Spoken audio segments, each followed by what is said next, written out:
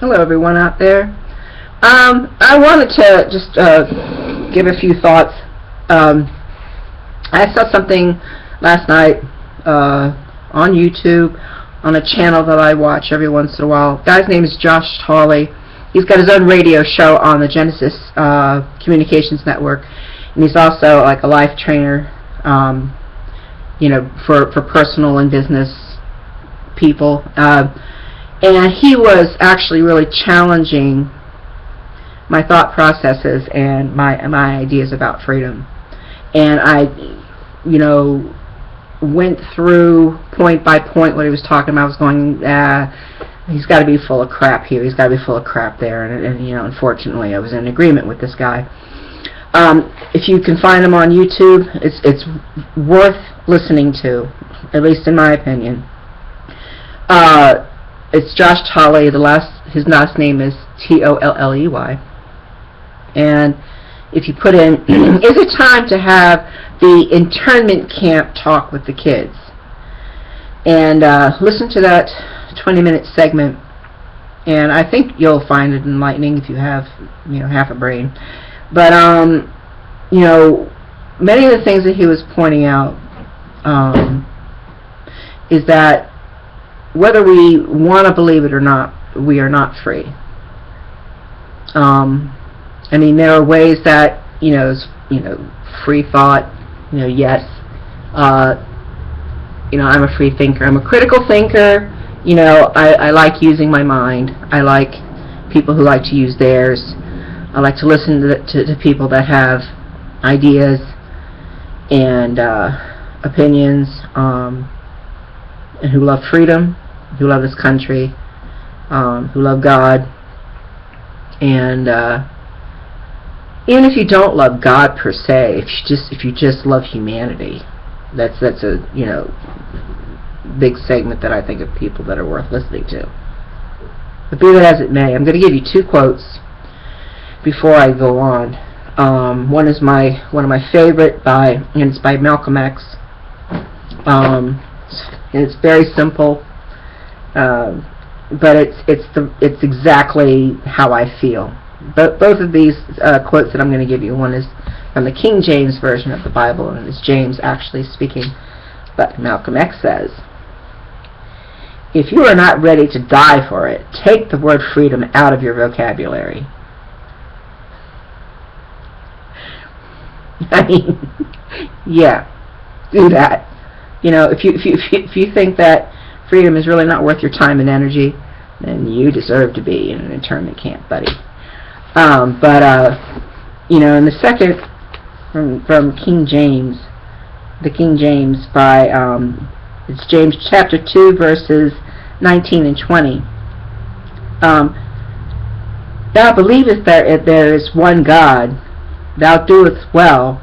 The devils also believe and tremble. But wilt thou, O vain man, know that faith without works is dead? And the reason why that is important is that we can go about our lives and we can think, oh, God's going to take care of it. Oh, and there's nothing I can do. It's all in God's hands. And I'm telling you that God is looking down upon His flock. And when He sees complacency, when He sees that people are so terminally selfish, when He looks at the fact that even in their despondency, that they are not trying to make an effort. My fervent belief is that God frowns upon this. And He gave us this big, beautiful planet, and we were free. We were free.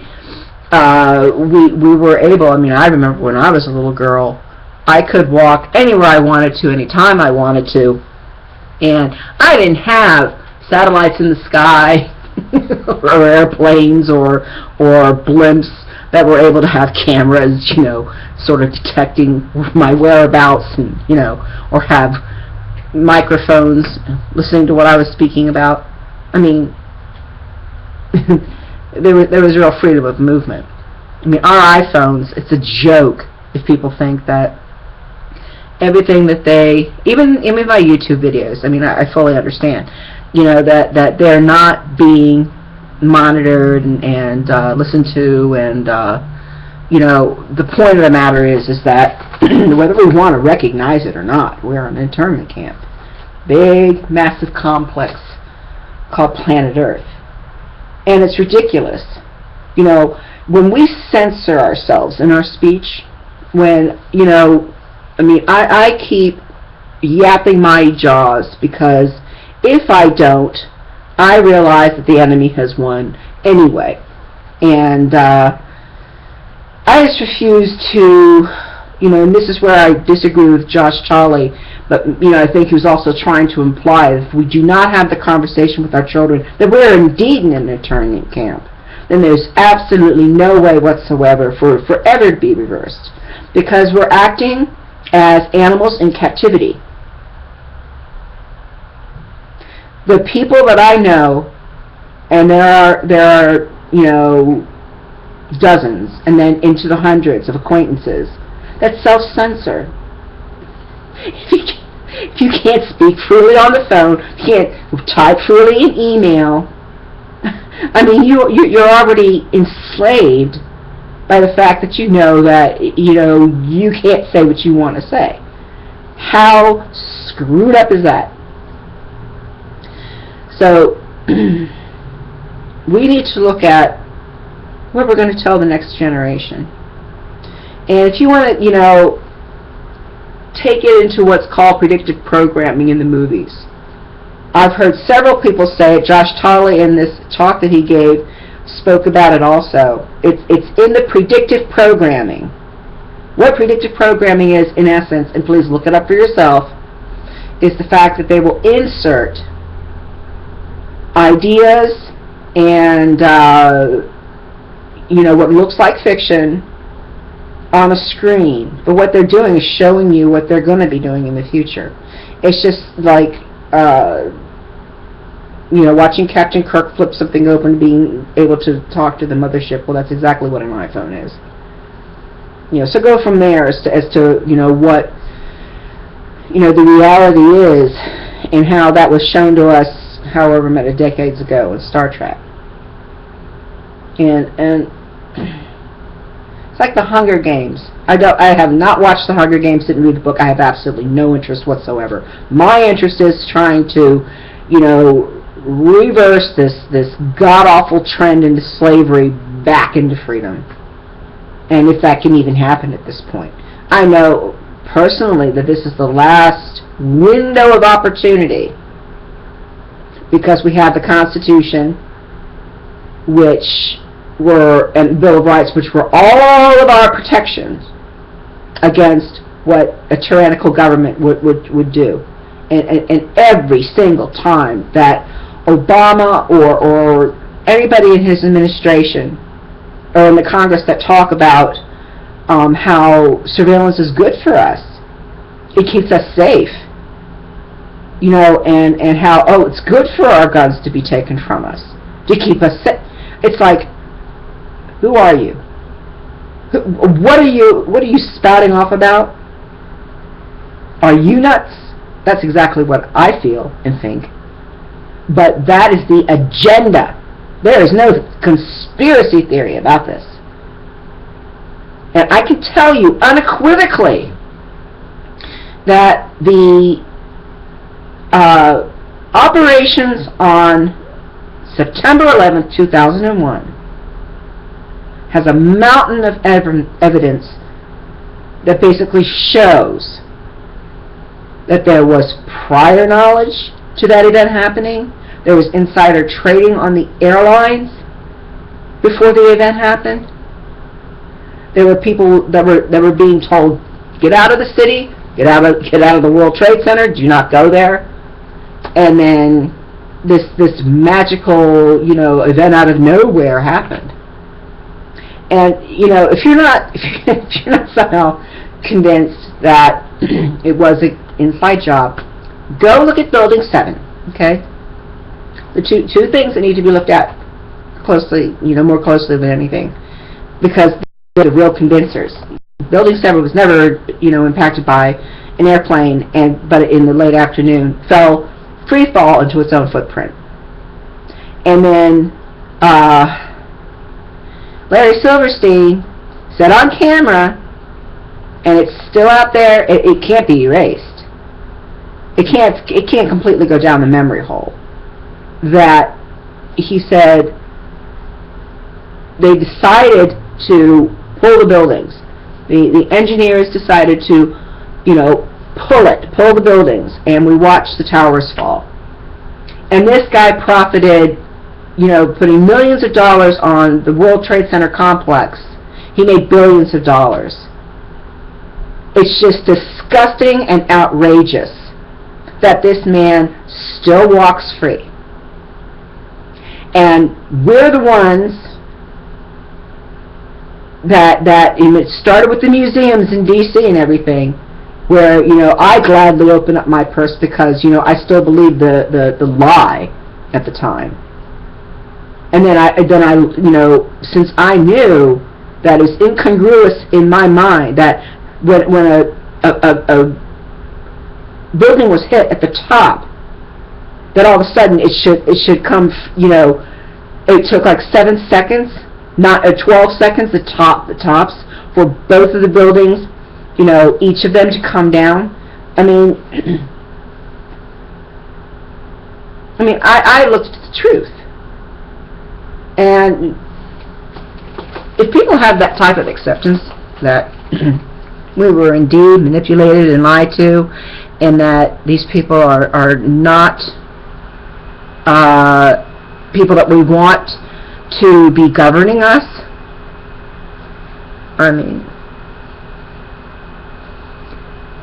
the election's coming up if we make it there in November of this year.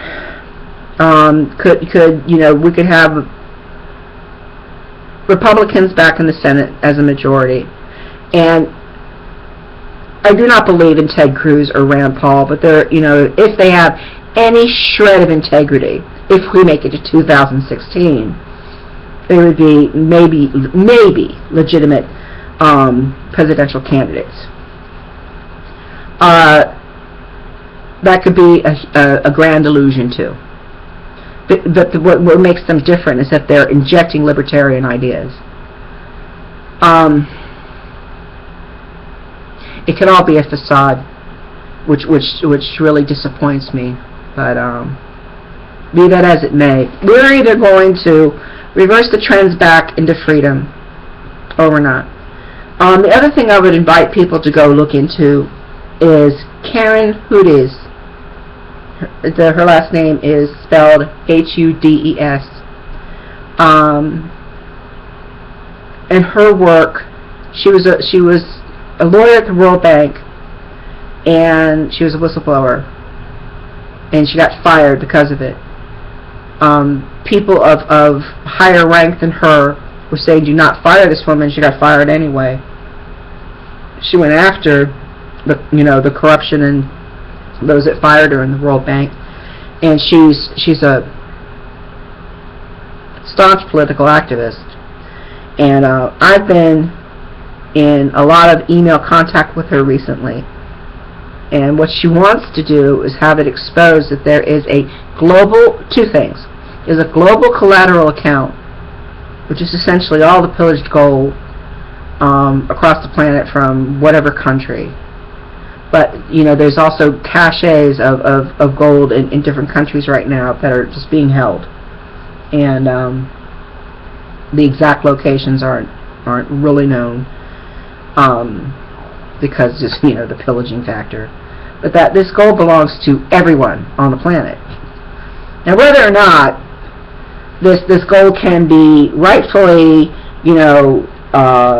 seized, put into place, minted and reallocated is a question that is out of my pay grade, as they say. But she is trying to give this news to the world community in every which way possible. And this woman is the real McCoy.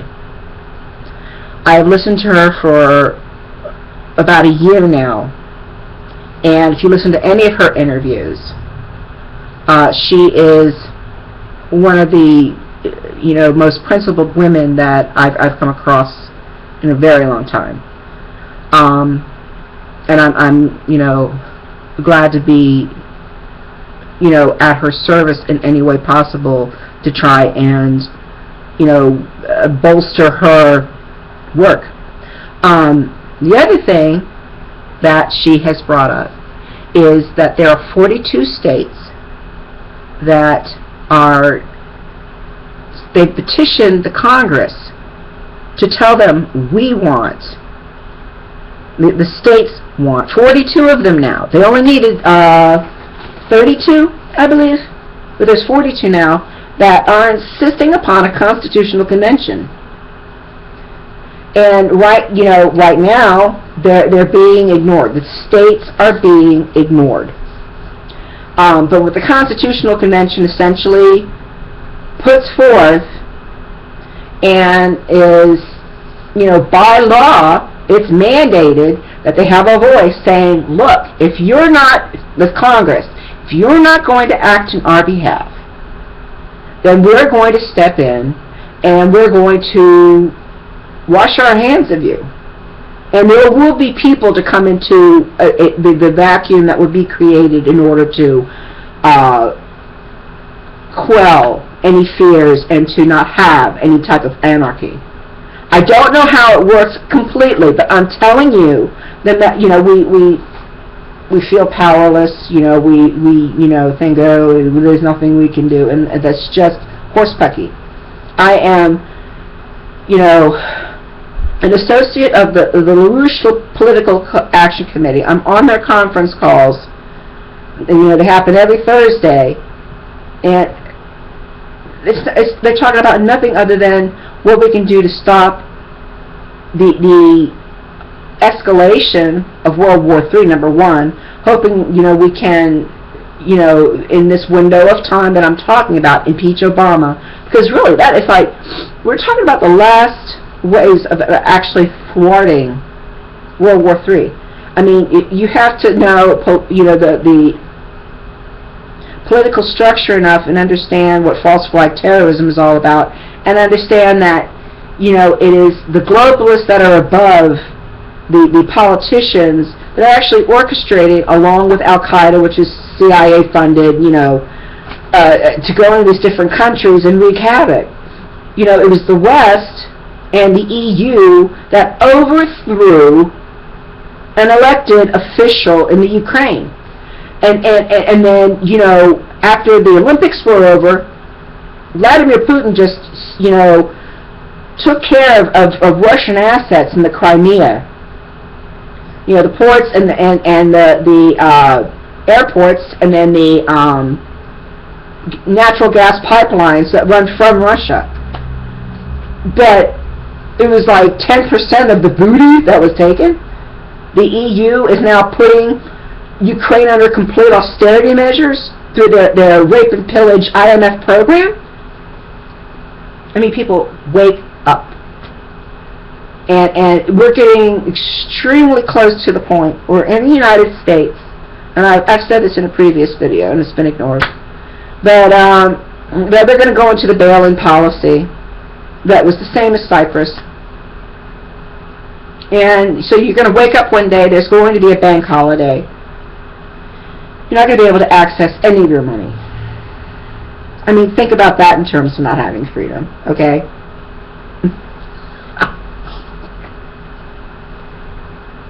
And so you can't access any money in your account.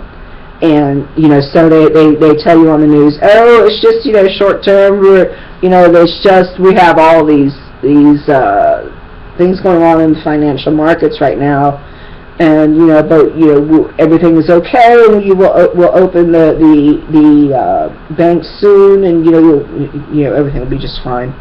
And then open the banks back up, and you'll find that you're depending on how much you have in your account, that 40% has been taken. You'll find that assets of yours have been seized, and then oh yes, but this is for your own good. You can only access $300 a week, a day.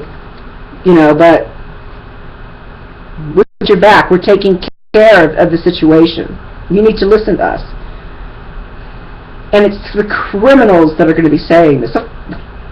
Of course, the IMF and the World Bank are corrupt systems. This is about global enslavement.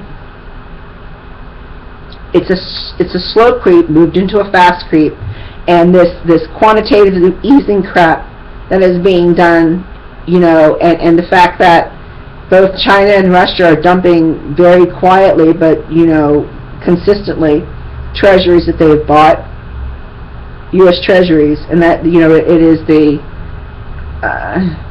Fed making the purchases now, and they're just flooding the market with all these dollars. I mean, that's why I've been a proponent of Glass-Steagall. That's why there is resistance, because I don't even think Congress wants to grapple with how horrible the situation is going to be once the dollar collapses. I mean, any fool that thinks that this is not going to wind up in thermonuclear war, or what do they call it? The Road, which is a movie that is a very good synopsis of what the world's going to look like. Viggo Mortensen, I think, is the star of this movie. But if you want to get an idea, I mean, I can't help it that it's as bleak as this movie, but go watch The Road. If you want to see what it's going to look like once the dollar just crashes. I mean, human beings that have minds and love humanity and do not want to see this happen are the ones that are pushing towards impeachment of this so-called president. They're pushing for laws like Glass-Steagall to be put back in place so that commercial investment banking can be separated, so that the debt is not ours. They're going to we've been signed on to it, ladies and gentlemen, but it's not our debt. It's through this fractional reserve banking, if you want to call it banking, that this derivatives bubble has gotten as massive as it is. It's like, I've heard projections of the entire global debt being 1.5 quadrillion to 2 quadrillion. I don't even know what a quadrillion looks like. I barely even know what $1 trillion looks like.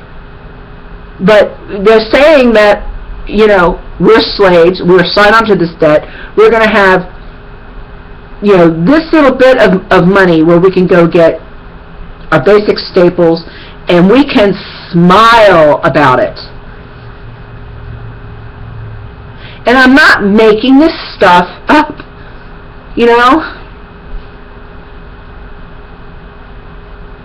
So, I'm going to give the recommendation one more time. Go listen to Josh Tolley's ideas. This guy is really intelligent, okay? I mean, he's not... I don't know completely what his history is, and I really don't give a flying falafel. It's listen to what he has to say. Then, if you want to get a flavor for what we would be up against, if worst case scenario happens, that if there's a demise of the dollar, or if there's thermonuclear conflict, go watch The Road. I mean, if you want to get an idea of just how god-awful, there's a veneer of civilization left. A veneer. Okay? Think about the road rage. Think about, when you're standing in line and, you want to just get on with your day, and, you're being held up because of people with coupons or whatever that is. And then when the EBT cards stopped working, do you remember those scenarios? Do you remember Black Friday footage? I mean, did you ever watch in horror as people trample each other? These are human beings. I mean, this is what matters, is Xboxes and toasters at $5. I mean, what has happened to us?